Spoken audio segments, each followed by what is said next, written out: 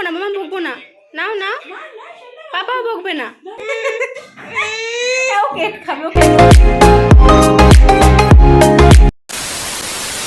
Good morning বন্ধুরা, welcome back to my channel. আমি সর্বাণী। আমার চ্যানেলে তোমাদের সকলকে জানাচ্ছি স্বাগত আর অনেক অনেক ভালোবাসা।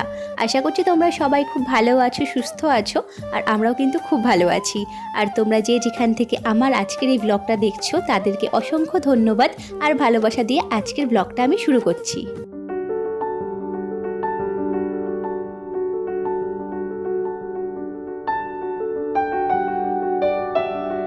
আজকে কিন্তু তাড়াতাড়ি করে ঘুম থেকে উঠে গেছিলাম আর তাড়াতাড়ি করে কাজগুলো করে সোজা চলে গেছিলাম রান্নাঘরে।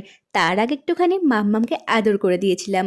আর আজকে কিন্তু একটা স্পেশাল দিন আছে, যার জন্য কিন্তু আমি আজকে নিজে হাতে রান্নাবান্নাগুলো সমস্ত করব। Good morning. আজকে অ্যানিভার্সারি, তাই ওনার বর আসবে। এই যে গুলু আমাদের। তো মাম্মাম কিন্তু আজকাল মাম্মামের অ্যানিভার্সারিতে ও নিজেই রান্না করে খাওয়াবে।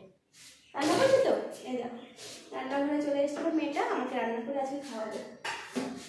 ও পাপা আসবে কিনা কোনো ঠিক নেই, কিন্তু মন বলছে আসবে, তাই না মাম্মা? তো তার জন্য কিন্তু আগে থেকে রান্নাবান্নাগুলো করছে। এটা আগে এটা মিক্সারটা আগে মিক্সড করতে হবে। এটা টমেটো। আজকের আকাশটা ছিল একদম যেন অন্যরকম, ঝলমলে কিন্তু রোদ দেখা গেছে আকাশে। কারণ কদিন ধরে না ওয়েদারটা এতটাই বাজে ছিল, বৃষ্টিও হচ্ছিল, তার মধ্যে খুব ঠান্ডাও পড়ছিল। তো খুবই বাজে ওয়েদার ছিল, কিন্তু আজকে সকালটা ছিল একদম অন্যরকম, একদম ঝলমলে আকাশ ছিল। সত্যি সময় কি করে চলে যায় কেউ বুঝতেও পারে না। আজ থেকে ঠিক 5টা বছর আগে কিন্তু আমাদের দুজনের পথ চলা শুরু হয়েছিল। বলতে পারো তারও ঠিক 2-3 বছর আগে থেকে কিন্তু একসাথে পথ চলা শুরু হয়েছিল। আর আমাদের আজকে হলো অ্যানিভার্সারি, মানে আমাদের বিবাহিত জীবনের 5টা বছর দেখতে দেখতে পূর্ণ হয়ে গেছে। আমি এখানটায় রান্নাবান্নাগুলো হয়ে যাওয়ার পরে গ্যাসের জায়গাটা পরিষ্কার করছিলাম, আর আমার বোন ভিডিওটা তুলছিল। আর আমি ওকে বারণ করছিলাম যে এটা কেন তুলছিস, তো ও আমাকে বলছিল যে রান্নাবান্না হয়ে যাওয়ার পর এই কাজগুলো যে করতে হয় এইগুলোর ভিডিও করবি না। তো এই নিয়ে কিন্তু আমরা হাসাহাসি করছিলাম। মিঠি হওয়ার পর থেকে তো আমি এখন বাবার বাড়িতেই আছি, কিন্তু আমি জানতাম আজকের দিনটাতে আমার বরমশাই এখানটাতে আসবেই। আর তার জন্য কিন্তু সকাল থেকে ঘুম থেকে উঠে রান্নাবান্নাগুলো একা হাতে শুরু করে দিয়েছিলাম। আমার বরমশাই বলেছিল আজকের দিনটাতে সে আসতে পারবে না, কাজের নাকি চাপ পড়ে গেছে। কিন্তু আমি জানতাম সে আসবেই আজকের দিনটাতে, কারণ আমার বার্থডের দিন আর অ্যানিভার্সারির দিন সে একদমই আমাকে সারপ্রাইজ দিতে ভুলবে না, সে আজকে আসবেই। তো সেই মতোই সকাল থেকে উঠে একা হাতে রান্নাবান্নাগুলো শুরু করে দিয়েছিলাম। আর সে কিন্তু এসেও উল্টো সারপ্রাইজড হয়ে গেছিল।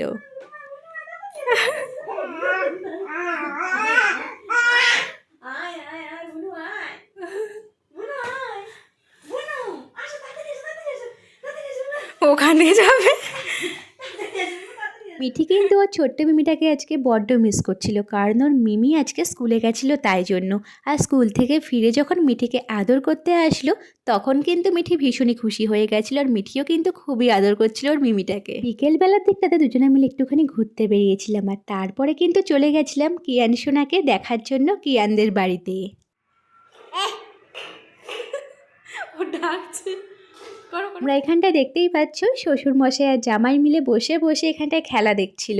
তো কি আর করব, আমি মিঠিকে নিয়েই ব্যস্ত ছিলাম, তো মিঠির সাথেই খেলা করছিলাম। তারপর মিঠিও কিন্তু পাপার কাছে চলে গিয়ে খেলা দেখছিল। সত্যি ছেলেরা কিন্তু অনেক সময় অনেক ক্ষেত্রে চুপচাপ থাকে আর সারপ্রাইজ দেয়, একদম কিন্তু অনেক সময় অনেক কিছু প্রকাশ করে না।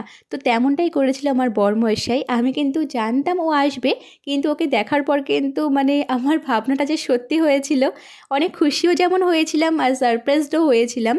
তো আমার বরমশাই কিন্তু যখন এসছিল আমাদের বাড়িতে, আগে না এসে মামা বাড়িতে এসে কিন্তু কেকটা রেখে এসছিল। আমি কিন্তু একদমই সেটা জানতাম না। বোনও কিন্তু সমস্তটা জানতো, মেঘা আর ও জিজু মিলে কিন্তু সমস্তটা প্ল্যানিং করেছিল। সেই মতোই কিন্তু 11টা 11:30টায় কেকটা নিয়ে এসে হাজির হয়। তখন অবশ্য অনেকে ঘুমিয়ে গেছিল, যার জন্য কিন্তু তেমন কাউকে তোমরা দেখতে পাচ্ছ না। আমার কেক কাটিং হচ্ছে। বাবা দেখ দেখ অবস্থা দেখ, ওইদিকে একবার, ওই দেখ একবার এদিকে, মেঘা তাকা, একবার এদিকে তাকা, ওই দেখ ওই দেখ। শুনো থামড়া। No no no no no no no baby no, না না না মেঘা হাত থেমড়ে যাবে। মেঘা দাঁড়া, মনু দেখি মনু দেখি, মামাম দেখি দেখি দেখি দেখি। লাফাচ্ছে। পিছনটা হাত দে, শুধু পিছনটা হাত দে। ও ধরবে, ও ধরবে ওটা। ভাই আসো, 12টা বেজে যাবে। এই সমস্ত বুদ্ধি কিন্তু আমার মেঘাবনুর মাথা থেকেই বেরোয়। তো সিঁদুর পরানোর বুদ্ধিটা কিন্তু পুরোপুরি আমার মেঘাবনুর। আর ও কিন্তু এই ভিডিওটা করে রেখেছিল, আমি এডিট করার সময় এখন দেখছি আর হাসছি। এই যে ফটো এই বছরের অ্যানিভার্সারিটা ছিল আমাদের কাছে অনেক স্পেশাল, কারণ মাম্মামকে সাথে নিয়ে এই বছরের অ্যানিভার্সারির কেকটা আমরা কাটতে পারলাম। তো অনেক স্পেশাল ছিল এই বছরের অ্যানিভার্সারিটা আমাদের কাছে। আজকের দিনটাতে বৌদিকে অনেকটাই মিস করছিলাম, কারণ ও বাড়িতে আজকে ছিল না তাই জন্য। আর হ্যাঁ, মেঘাকে কিন্তু থ্যাঙ্কস বলবো না, বনুকে কিন্তু অনেক ভালোবাসা, কারণ ও আজকে কিন্তু অনেক কিছু করেছিল, খাবার সাজিয়ে দিয়েছিল, কেকটা লুকিয়ে রেখেছিল, আর সিঁদুর পরানোর বুদ্ধিটা কিন্তু ওরই ছিল। তো যাই হোক, সব মিলিয়ে আজকের দিনটাতে কিন্তু খুবই মজা করলাম। তোমার জন্য স্পেশাল। হাত মুছিয়ে দেবো আবার। না স্পেশাল। না না না নাও নাও, মামা বকবো না, মামা বকবো না, নাও নাও, পাপাও বকবে না। ইয়ে!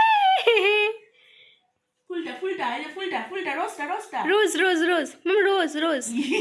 ইয়ে! কাদা লেগে গেছে মাম্মাম, কাদা লেগে আজকে গেছে। সারা দিনটা তোমাদের সঙ্গে শেয়ার করলাম। আশা করছি আজকের এই ব্লগটা তোমাদের ভালো লেগেছে। তো চলো, টাটা।